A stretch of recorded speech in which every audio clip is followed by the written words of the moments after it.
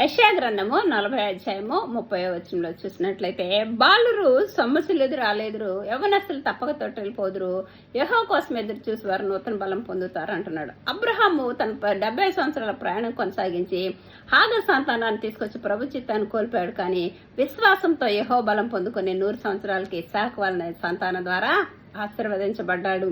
మోషే కూడా మనం చూసినట్టయితే 40 సంవత్సరాలు ఐగుప్తు రాజు దగ్గరుండి ఒక ఐగుప్తుని చంపి ప్రభు చిత్తాన్ని కోల్పోయాడు. సీనాయి పర్వతం మీద కనిపెట్టుకుని యెహోవా బలం పొందుకొని ఎర్ర సముద్రాన్ని పాయలో చేల్చి ప్రభు యొక్క ఇశ్రాయేలు ప్రజకి రక్షణ తీసుకొని వచ్చాడు. ఆ దావీదు మహారాజు కూడా బత్షెబాతో పాపం చేసినప్పుడు ప్రభు సన్నిధిని కోల్పోయాడు. కానీ మళ్ళీ అభిషేకం ద్వారా యుగయుగాలు సింహాసనం నిత్యం స్థిరపరచబడుతుందని దేవుని చేత ఆశీర్వదించబడ్డాడు. పేతురు కూడా ఏసెవరో తెలియదు అన్నాడు, అభిషేకం ద్వారా సంఘాన్ని కట్టాడు. కాబట్టి మనం కూడా తొట్టిల్లిపోవచ్చు, కానీ మళ్ళీ యెహోవా కోసం ఎదురు చూస్తే వాగ్దానాలను పొందుకొని